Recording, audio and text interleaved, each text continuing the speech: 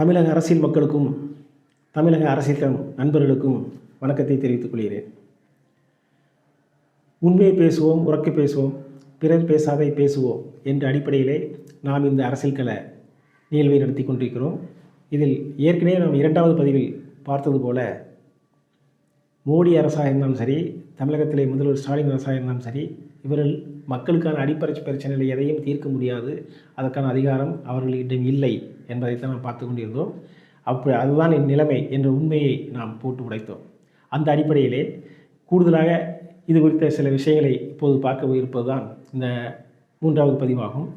அதாவது உலகமயம், தனியார்மயம், தாராளமயம் என்ற கொள்கையை நாம் ஏற்கனவே பார்த்தோம். இந்த கொள்கையிலே கையெழுத்திட்டு கூட்டணி போட்டுக் கொண்டவர்கள் யாரெல்லாம் என்று பார்த்தால், அமெரிக்க தலைமையிலான உலக வல்லாதிக்க நாடுகள் ஒரு 10 நாடுகள் என்று வைத்துக்கொள்ளலாம். இந்த 10 நாடுகளின் பிடியில்தான் இந்தியா போன்ற வளரும் நாடுகளும் சிக்கிக்கொண்டு அவர்கள் என்ன பண்ணிகிட்டு இருக்கிறாங்க, மக்களை சுரண்டிக்கிட்டு இருக்கிற ஒரு போக்கை நம்ம இன்றைக்கி பார்த்துக்கிட்டு இருக்கிறோம். அப்போது இந்த உலகமயம், தனியார்மயம், தாராளமயம் கொள்கை என்னங்கிறத நம்ம ஏற்கனவே ஓரளவு பார்த்துட்டோம். இது ஏன் உருவாக்கப்பட்டது, இந்த வல்லாதிக்க நாடுகளாலும் பன்னாட்டு நிறுவனங்களாலும் இந்த கொள்கை ஏன் உருவாக்கப்பட்டது அப்படிங்கிறத முதல்ல பார்த்துட்டு அடுத்ததாக அதன் தொடர்ச்சியை மற்றது பார்க்கலாம். அதாவது 1936-8 காலகட்டத்தில் முதல் உலகப்போர் நடந்துச்சு. இரண்டாவது உலகப்போர் 1945 காலகட்டத்தில் நடந்தது. இந்த 2 உலக பெரும் போர்களிலும் கோடிக்கணக்கான மக்கள் கொல்லப்பட்டார்கள்.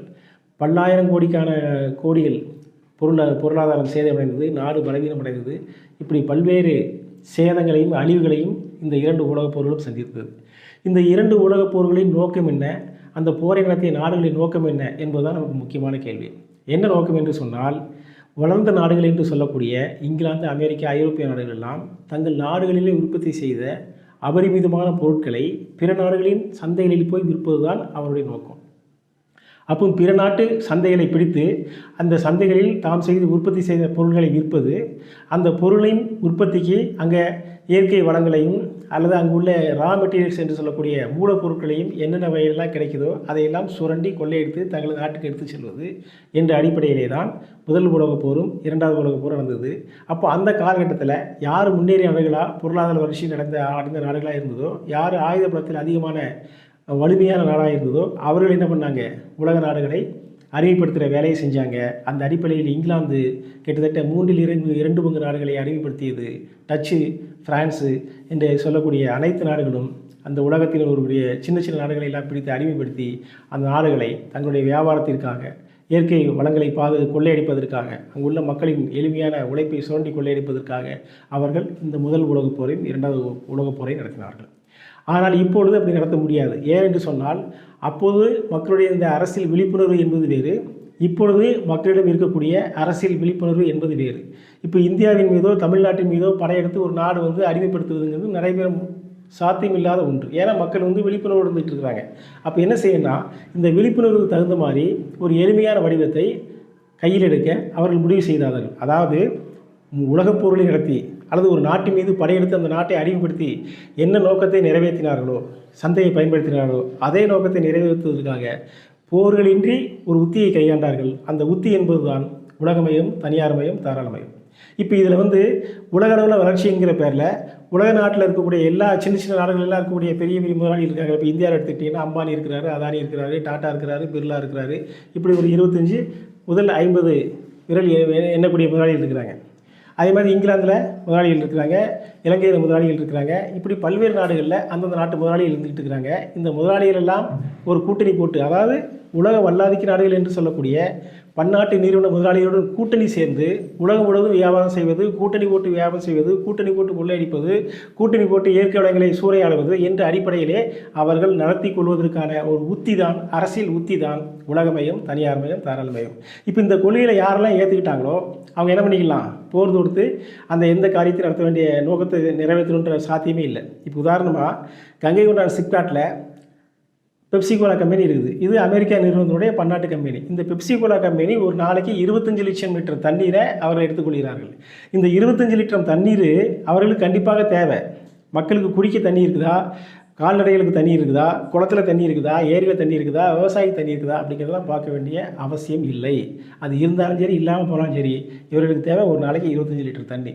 இப்போது இந்த உலகமயம், தனியார்மயம், தாராளமய கொள்கை இல்லாது இருந்தால் சிப்காட்டில் பெப்சி கம்பெனி தொழில் தொடங்குவதற்கு தமிழ்நாட்டின் மீது போர் தொடுக்கணும், அல்லது இந்தியாவின் மீது போர் தொடுத்து அந்த சிப்காட்டுக்குள்ளே வந்து இந்த கங்கை கொண்டானில் தொழில் தொடங்கணும். இப்போ என்ன நடந்துகிட்டு இருக்குன்னா, போர் தொடுக்க வேண்டிய அவசியமே இல்லை, போர் நடக்கணும்னு அவசியமே இல்லை. இவங்க என்ன பண்ணிட்டாங்க, உலகமயம் தனியார்மயம் தாராண்மை கொள்கையில் இவங்களை இணைச்சிட்டாங்க, இந்தியாவை இணைச்சிட்டாங்க, இந்தியாவின் கீழே தமிழ்நாடு இணைஞ்சிருச்சு. இப்போ என்ன பண்ணியாச்சுன்னு சொன்னால், மோடியும் தமிழ்நாடு அரசும் ஒரு கையெழுத்து போட்டால் போதும், சிப்காட்டில் தொழில் தொடங்கிடலாம். இங்கே போர் வேண்டியதில்லை, சேதார வேண்டியதில்லை, உயிர் சேதம் எதுவுமே இல்லாமல் எளிமையான முறையில் ஏமாற்றி உள்ளே வந்துடலாம். இதுக்கு பேர் தாங்க உலகமயம் தனியார்மயம் தாராளமயம். இப்படி ஒரு உத்தியை வச்சுக்கிட்டு தான் என்ன பண்ணிகிட்டு இருக்கிறாங்கன்னா, தமிழ்நாடு முழுவதும் நாம் ஏற்கனவே குறிப்பிட்டது போல் ஒவ்வொரு மாவட்டத்திலும் என்னென்ன இயற்கை வளங்கள் இருந்துகிட்டு இருக்கோ அந்த வளங்களை சூறையாடி வளர்ச்சி என்ற பெயரில், தொழில் வளர்ச்சி என்ற பெயரில், வேலைவாய்ப்பு என்ற பெயரில் கொள்ளையடிக்கிற ஒரு போக்கு தான் இருந்து கொண்டிருக்கிறது. இதை மக்கள் சரியான முறையில் புரிந்து கொண்டதனால்தான் தங்கள் வாழ்வாதாரத்திற்காக எந்த அரசியல் கட்சியும் சாராமல் தாங்களே ஒற்றுமையிலிருந்து அந்த போராட்டத்தை தொடர்ந்து பல ஆண்டுகளாக நடத்திக்கிட்டு இருக்கிறாங்க. இன்றைக்கி வந்து பரந்தூர் விமான நிலைய விரிவாக்கத்தை எதிர்த்து அங்குள்ள மக்கள், கிராம மக்கள் பல ஆண்டுகளாக போராடிட்டு இருக்கிறாங்க.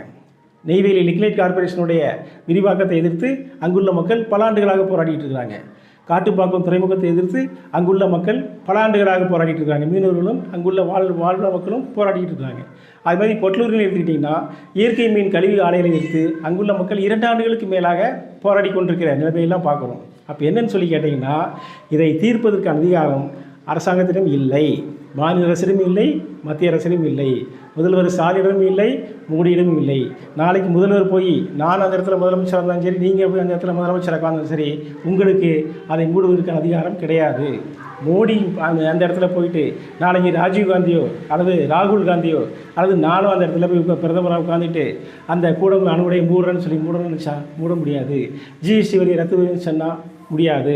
பஞ்சாப் விவசாயிகள் போராடிக்கிட்டு இருக்கிறாங்க. அவர்கள் வந்து தங்களுடைய விளைபொருட்களுக்கு குறைந்தபட்ச ஆதார விலையை கேட்டு போராடிக்கிட்டு இருக்கிறாங்க. பல ஆண்டுகளாக போராடிக்கிட்டு இருக்கிறாங்க. எத்தனையோ வடிவங்களில் போராடி பார்த்துட்டாங்க. அந்த கோரிக்கை நிறைவேறலை. ஏன் நிறைவேறலைன்னா, குறைந்தபட்ச ஆதார விலையை கொடுப்பதற்கான முடிவெடுப்பதற்கான அதிகாரம் மோடியிடம் இல்லை. யார்கிட்ட இருக்குது? உலக வல்லாதிக்க நாடுகள் கூட்டணி போட்டிருக்கிற உலகமயம் தனியாரமயம் தாராளமயம் என்ற கொள்கையின் அடிப்படையில் அவர்கள் என்ன பண்ணிட்டு இருக்கிறாங்க, அந்த ஆதிக்கத்தை செஞ்சிட்டு இருக்கிறாங்க. இதுதான் உண்மை. இந்த உண்மையை புரிந்து கொண்டு நாம் நமது ஒற்றுமையான வலிமையுடனான போராட்டத்தை நடத்த வேண்டும். எந்த அரசியல் கட்சியும் சாராமல் தொடர்ந்து நமது ஒற்றுமை வலியுறுத்தி இந்த அரசியல் புரிதலை வைத்துக்கொண்டு உண்மையை உணர்ந்து கொண்டு நாம் தொடர்ந்து போராடுவதன் மூலமாகத்தான் நாம் வெற்றி பெற முடியும் என்பதை நாம் இங்கே பதிவு செய்கிறோம். இப்போது இந்த உலகமயம் தனியார்மய கொள்கையிலிருந்து எப்படி விடுபடுறது, அதுக்கு என்ன செய்யலாம், இந்த அரசியல்வாதிகள் என்ன பண்ணிகிட்டு இருக்காங்க அப்படிங்கிற பதிவை நாம் அடுத்த 4வது பதிவில் வெளியிடுகிறோம். மீண்டும் சந்திப்போம். நன்றி, வணக்கம்.